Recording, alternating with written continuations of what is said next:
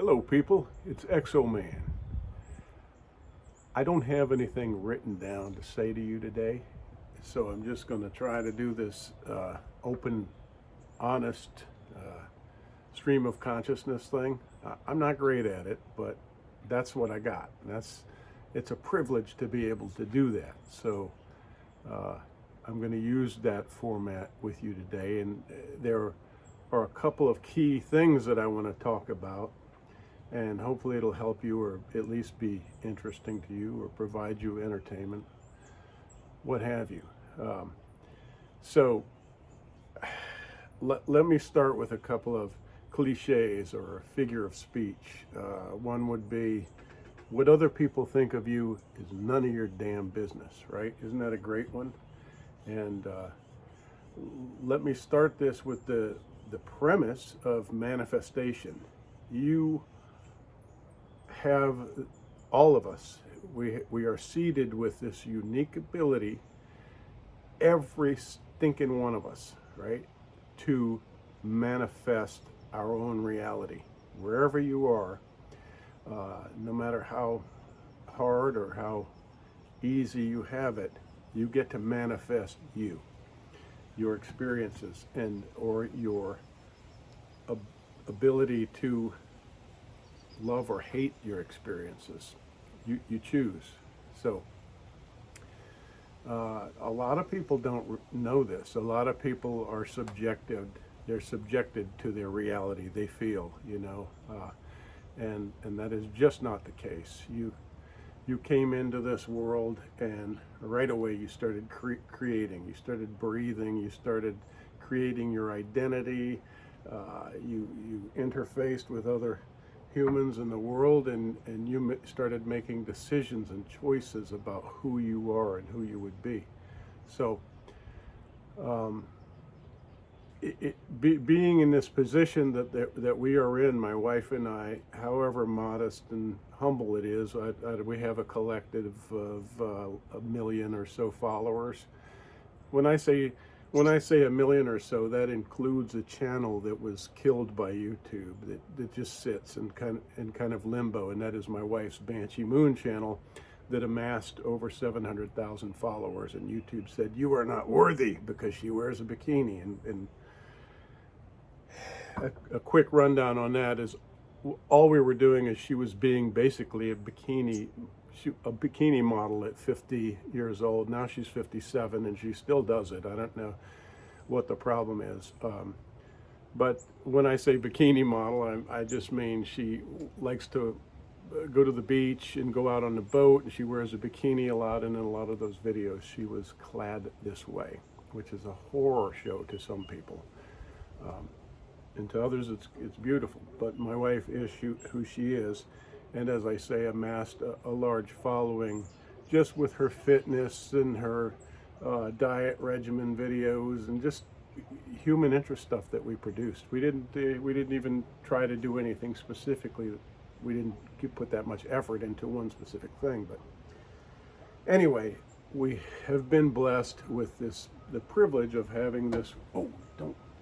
Why do you do that, pretty little bird? He just flew right into the window, but he's fine. He's sitting there collecting his thoughts. Doesn't look hurt at all. Are you okay? You're okay. Pretty little yellow bird. What is that? What kind of bird is that? Looks like a little green canary, yellow, green warbler, a golden warbler, so I don't know. Anyway, stream of consciousness, right? So we have this ability, this privilege of being able to just talk to you about whatever comes to mind and share. And this is what I like about, in life, I've always gravitated to that. I like honesty and vulnerability, and I love it when people are like that and just open and, not hard on your sleeve kind of stuff, but just, we're all in this together. Share with me. Tell me about your experience and maybe some struggles, and don't be depressing, but just open up and tell me we're all in this together. We all struggle in much the same way. And let me give you an example of that, like how I can prove that to you right now. We're in this together. your neighbor could walk over to you right now and end your life. You see what I'm saying? Your neighbor, anybody can walk up to you and end your life. We see it all the time. We know this, right? You can't escape that realism of it and how we're all connected and we're all together. Talk about a level playing field. That is a level playing field, my friends. And I'm going to get more into that. Conversely, your neighbor could gift you their fortune like that. You had nothing, now you have everything. Perhaps they're filthy rich. That can happen, and it does. So think about that a little bit, and I'll go on. So I talked a little bit about my wife and her channel. My channel here, you're on the Exoman channel. It's a little more mixed up and all kind. I just present stuff that I do, man. That's all I do. So I just say, hey, what about this? Hey, check out this thing I'm doing today, because I'm fascinated with the things that I do, and I'm like a little boy. I'm like, check this out. What if I did this, and what if I did that? And people find it very interesting. So I just think it's such an incredible privilege.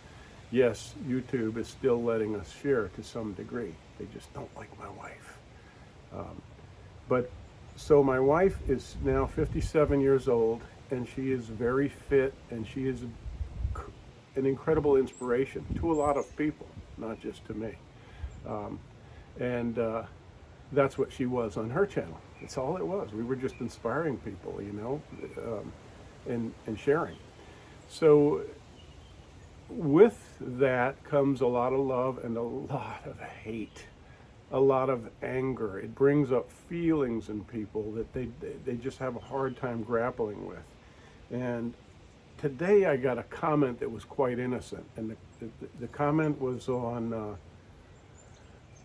the Exoman channel. We had gone down to Florida, and I, just like usual, ran the camera, the phone that I'm using now to film myself, turned it on and filmed what we were doing and seeing and being. And my wife was in her bikini, and we were out on the boat. And I'll tell you one comment that we got right away was some poor person saying, poor, I say poor because they're poor of spirit. There's something missing. There's something missing when you have to attack people for being themselves. He said, what a damn shame it is, and that's why this world has gone to where it has, because of people like you putting this filth out there, or putting your wife out there like that to make money, and it's so shameful. And so that was one comment, and it just disappoints, and that's the word I want to use for all of this. It doesn't affect us at the end of the day. I've used that expression, that overused expression. In the final analysis, we are who we are, and we know who we are, and we're comfortable with who we are, because we've been cognizant and aware of choices, and we've tried to make the right ones to come to who we are, to manifest who we are, right? So you can't come in this stage of the game and say, shame on you, how dare you film your wife in a bikini and expect me to take it seriously. Come on, I'll be dead in 20, 30 years. You remember when you were young and you were like, gosh, in 30 years I'll be 40. You remember that? In 30 years I'll be dead, most likely. Let's see, I'm 60 now. I could be 90. Anyway, the point is, we don't have a whole lot of time, especially for nonsense like that. So yeah. So we have these guys, and then we have the guys the constant. She's had a lot of plastic surgery, a lot of women, but a lot of men say this. She is obviously married to a sugar daddy. She won the genetic lottery, and that's why she looks like that. And this is all based in lack and in some sort of trauma that people can't get past, where other people have more, and other people are more fortunate, and other people are getting away with something. Let's not do that. Let's base our dialogue and our expression in love. I know this sounds cliche, but this is all I've got, and it is the best thing you can do.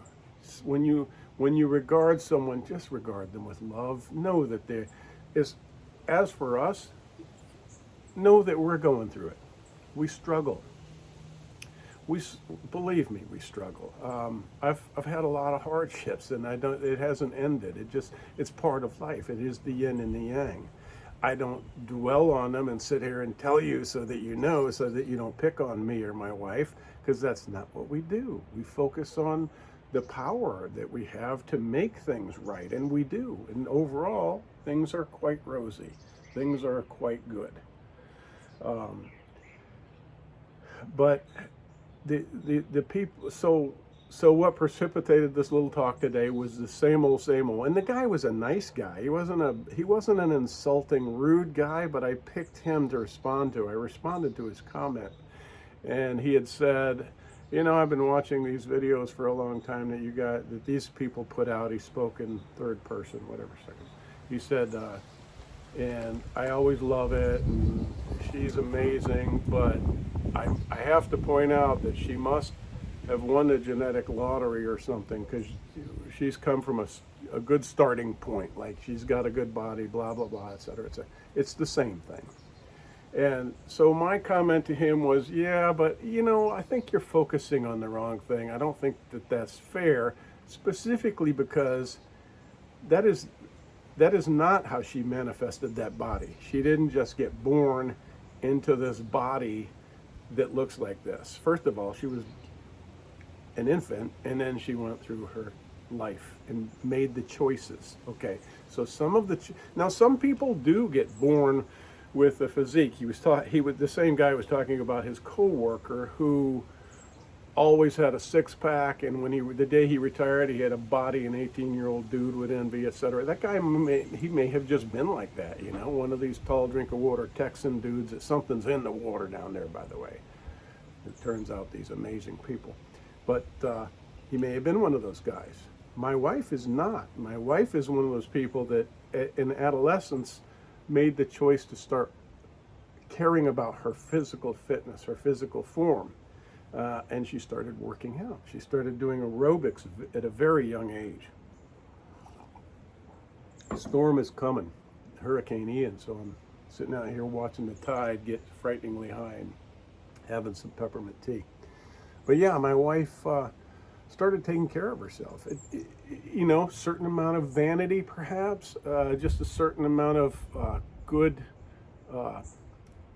character. Her parents they passed along character. They helped her to develop her character at an early age. And so she fostered hardship by, caloric restriction and fitness and, things like that. She didn't have it hard. She had it quite nice as a child, but she knew that discipline would make things better in her life. So she started working out and later started trying to eat right. Now, she went through a phase in college. She went to Tulane, where she and her friends called themselves pigs of the Iberville because they got hefty. And how did they get hefty? Because they partook of the riches that were laid out before them. They all were going to put into school, and they all had means, and they were getting to go to these really nice lunch buffets, etc. And they were just indulging. And they became hefty, and my girl became a young fat girl. Not, you know what I mean. So she can do that. And so that was kind of my point in talking to this guy. I said, it just kind of is so frustrating to hear this, because if she didn't care to read labels and see high fructose corn syrup and say, hell no, I'm not putting that in my body, and all the preservatives and all the toxins, not just look at the label, but do the research at home and know what those things mean. All these poisons and toxins that build up in your interstitial fluid between your cells, your fat cells that are already expanding, and that's why we have this sludge, and that's why women have this huge cellulite pockets. It's because of the garbage that your body can't process, and it doesn't know what to do with it. So it puts it in innocuous places like your ass and your thighs. It's garbage that your body can't get rid of. Petroleum jelly, shit that you put on your body, all the bad stuff that you don't research and don't understand, the fats and things that your body can't, chemicals that your body can't break down. It has a dump. You have a dump for that. Anyway, I don't want to get lost in that. But so we're talking about a woman, and myself too. You know, we're much the same. We recently stopped drinking. Now, when I say we stopped, we didn't stop entirely. In fact, we went to Florida and we had some of the first beers we've had in 5 months. So we're focusing on not drinking instead of focusing on drinking. Let me just say that, because we're not like committed alcoholics. Okay, we're done, and maybe we should be. I'm not saying either, but I want to be honest. So that's one of the things. Now, I lost a lot of weight doing that, and it's because I wanted to, because I saw myself, where am I going with all this drinking? Well, I'm going to be 60 in November. What's the end game here? Am I going to drink like this till I'm 80 every night with the tequila, a couple of shots of tequila, a few beers, never hurt anybody? Yeah, it does. It builds up and it gets worse and worse. I slowly got to where I was 220. At some point years ago, I was like 230. I had a 36-inch waist. I was getting ready to move up to 38, and I started backing off. So we started doing things like fasting, intermittent fasting. We went through a period once of 14 days with no food. Not one scrap of any kind of nutrition. 14 days. And we drank water, because I learned it doesn't kill you. I was fascinated, utterly fascinated. I thought surely you would die if you did that. We went 14 days with nothing. I think one day we put a little salt on our tongue for a treat. But you can do these things. And when you tell someone you won the genetic lottery and they have the commitment to do something like that, it really smacks of, I don't know, jealousy or self-loathing or something. I don't know. And it's a weird thing. It's a weird place to go to say you're jealous of me, but you know, a lot of that is just that. And again, I like to be honest. So people who don't have discipline telling someone who does, you're the way you are because of surgery. My wife had a breast augmentation when we were kids, when we were having kids, because she was left devastated physically. She had small, reasonably sized breasts, I would say, and then after breastfeeding, she was not comfortable. I don't know why I'm saying it's personal, but who cares? Who cares? We live, we share, we die. So share, love, share.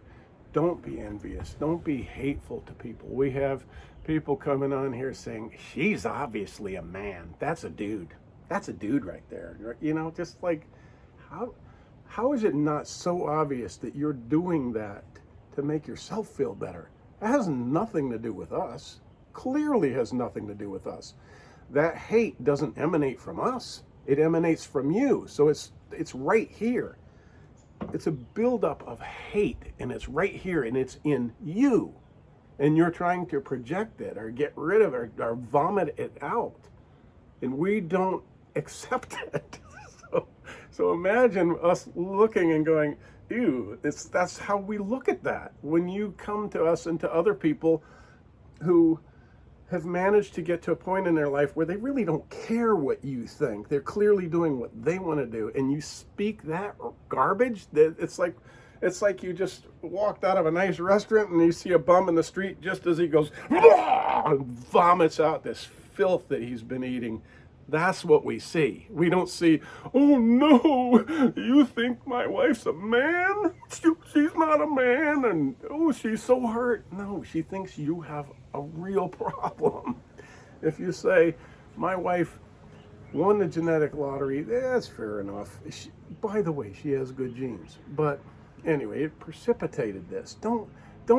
Let's look to other people and their successes and say, they must be doing something right. Why? Why say that? Because it makes you a better person. It's that simple.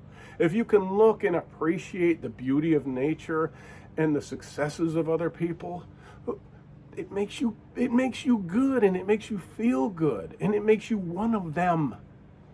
I grew up desperately poor. I really did. I mean, I said this again and again. My poor mother, by the time I was coming along, my brothers were a little older than me, had a couple of good years where my father was still working, in the film industry. He was a macho stuntman and a derelict. And, by the time I was coming up, boom, we had hit bottom, and we were living in motels and trailers and basements of relatives and strangers. It was pretty freaking horrible sometimes. And I looked at those people that I thought had won the lottery, the other kids that had so much. They were going to the dojos and their white gis, and they were going to swim meets, and they were going horseback riding, and nothing. I was like, it's not fair, it's not right. And I started to envy, and I started to loathe, and then I watched, I heard the news from my mother that my beautiful cousin had shot himself in the head. Rich, had it all, went to Manhattan, went to New York and became a stockbroker. Everything, college degree, everything. Maybe a little too much, maybe drugs, maybe excess. The playing field is more level, is my point, than you may possibly imagine. And again, we're all in this together. So spew not the hatred. What you share, what you give, is what comes back to you. It all should be pretty clear if you read it all, and you think about it, and you think about the vastness of the universe and all the universe, the cosmos, and our part in it, how insignificant yet significant at the same time we are. You kind of get to this. Anyway, just look for love, look for goodness in people, look for goodness in me, look for goodness in my wife, look for goodness in the people at the store. I'm endlessly surprised, I can be a judgmental guy. I don't think I'm better than you. Does it sound like that? I may sometimes, that's a human weakness. I consider that a frailty. I consider it a weakness for me to even think that when I get a little impressed with myself, and it happens. But generally, let's be humble, and let's be giving and receiving. And I had a girl tell me one time, it just popped into my head. She said, you're really good at taking a compliment.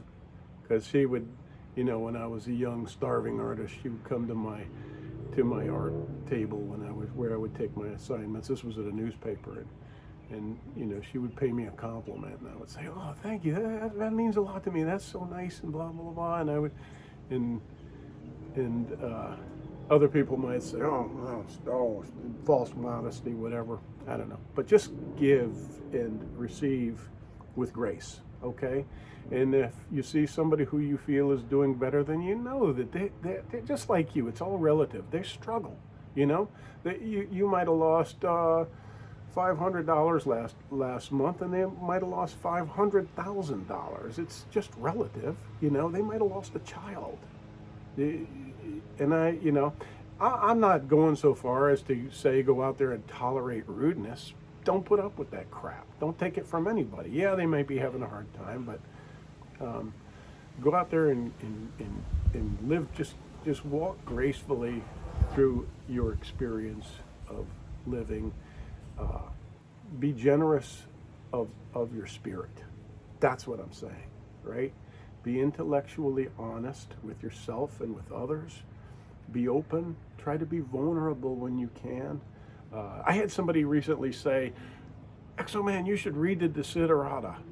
Oh yeah, I have read the Desiderata. I've shared it. It's a work of Max Ehrmann. Beautiful piece of work. It's very short. It's a poem. It's prose, and it's beautiful. Read that. Read the Desiderata. You won't live up to it today, maybe tomorrow, but you'll aspire. The Desiderata, read that. As a child, my very confused father had that on the wall, and it was very meaningful. And also he bought for me the beautiful work by Khalil Gibran, the prophet, and those kind of words moved me. Beautiful, beautiful work. Anyway, let us aspire to be better people, and when we look to others, celebrate the ingenuity when you can, the hard work that they put in, the discipline that they have, the love that they share. It it's it's I assure you it's for selfish reasons, because you'll gain so much by not attacking and hating, because again, it all comes from here. Just let it dissipate. Shake it off. Shake off the hate. Shake off the intolerance, and just be loving. And yeah, that's all I wanted to say. Just a little quick pep talk, and love to all of you. And I hope that we're all going to get through this latest crap that we've been going through. We're all going to get through it. I assure you. Don't have a darkness in your spirit. Let that light in. No matter what's going on, find that light and let it in. Okay? Love.